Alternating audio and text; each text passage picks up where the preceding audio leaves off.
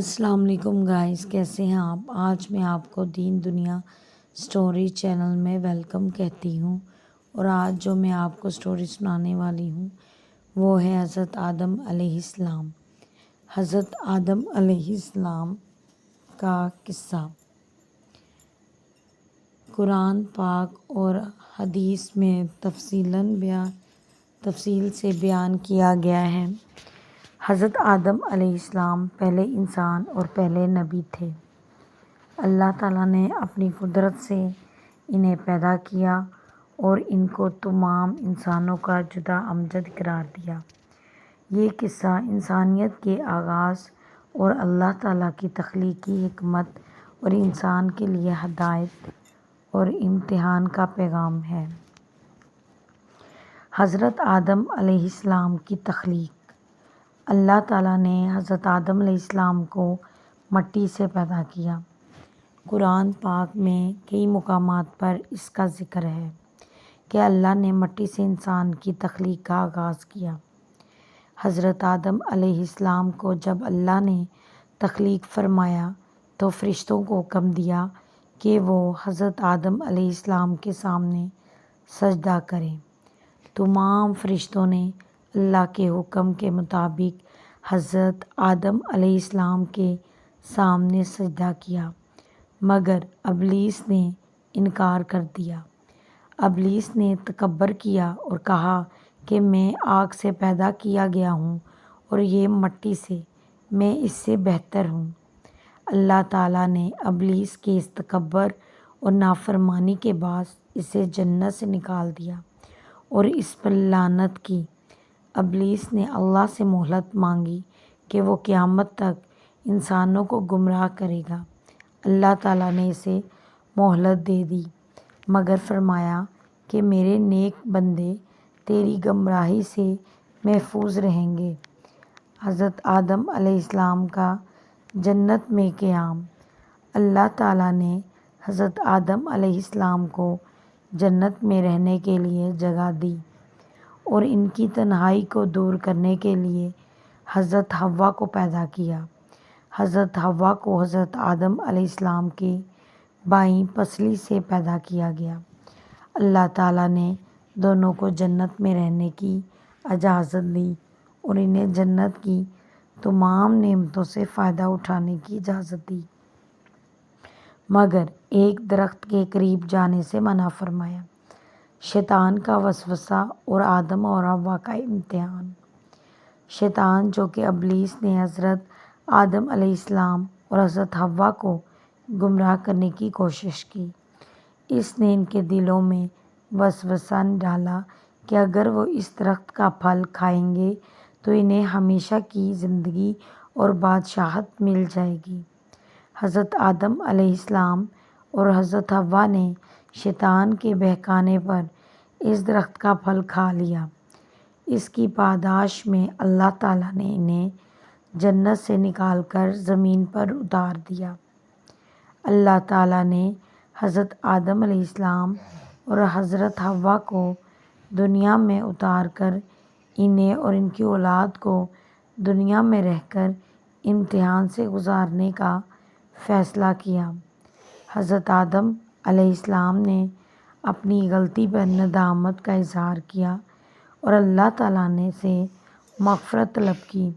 اللہ تعالیٰ نے ان کی توبہ قبول فرمائی اور انہیں نبی مقرر کیا۔ حضرت آدم علیہ السلام کی نبوت اور ہدایت۔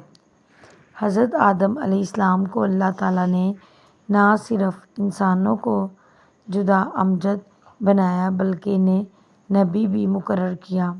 حضرت آدم علیہ السلام نے اپنی اولاد کو اللہ کی طرف بلایا، انہیں توحید، عبادت اور نیکی کی تعلیم دی۔ اللہ تعالیٰ نے حضرت آدم علیہ السلام کو علم عطا کیا، جیسے کہ قرآن میں بیان کیا گیا ہے کہ اللہ نے انہیں تمام اشیاء کے نام سکھائے، جس سے ان کا علم مرتبہ فرشتوں کے سامنے ظاہر ہوا۔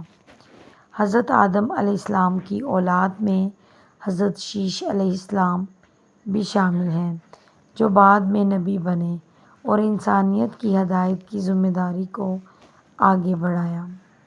حضرت آدم علیہ السلام کے بعد ان کی اولاد میں نیکی اور بدی کا سلسلہ چل نکلا۔ اللہ نے مختلف انبیاء کو انسانیت کی رہنمائی کے لیے بھیجا۔ حضرت آدم علیہ السلام کا سبق اور انسانیت کے لیے پیغام۔ حضرت آدم علیہ السلام کا قصہ ہمیں سکھاتا ہے کہ اللہ تعالیٰ نے انسان کو امتحان کے لیے پیدا کیا ہے۔ حضرت آدم علیہ السلام کی تخلیق کا مقصد انسان کو اللہ کی عبادت اور نیکی کے راستے پر چلانا ہے۔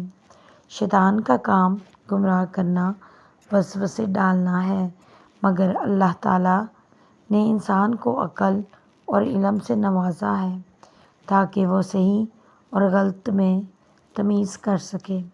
حضرت آدم علیہ السلام کا قصہ ہمیں توبہ کی اہمیت بھی بتاتا ہے۔ جب انہوں نے غلطی کی تو فوراً اللہ تعالیٰ سے معافی طلب کی۔ اللہ نے ان کی توبہ قبول کی۔ اس سے ہمیں یہ سبق ملتا ہے کہ اگر ہم سے کوئی غلطی ہو جائے تو ہمیں اللہ تعالیٰ سے رجوع کرنا چاہیے، کیونکہ وہ غفور الرحیم ہے۔ حضرت آدم علیہ السلام کا قصہ ہمیں یہ بھی بتاتا ہے کہ تکبر اور نافرمانی انسان کو اللہ کی رحمت سے دور کر دیتی ہے۔ ابلیس نے تکبر کیا اور اللہ کے حکم کو رد کیا، جس کے باعث وہ ہمیشہ کے لیے معلوم ٹھہرایا۔ اس کے برعکس حضرت آدم علیہ السلام نے عاجزی سے اپنی غلطی کا اعتراف کیا اور اللہ سے معافی مانگی۔ حضرت آدم علیہ السلام کا وصال۔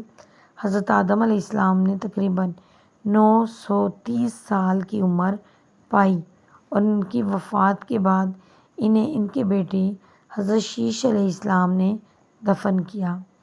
حضرت آدم علیہ السلام کی وفات کے بعد حضرت شیش علیہ السلام کو اللہ تعالیٰ نے نبوت عطا فرمائی اور انسانیت کی ہدایت کا سلسلہ جاری رکھا۔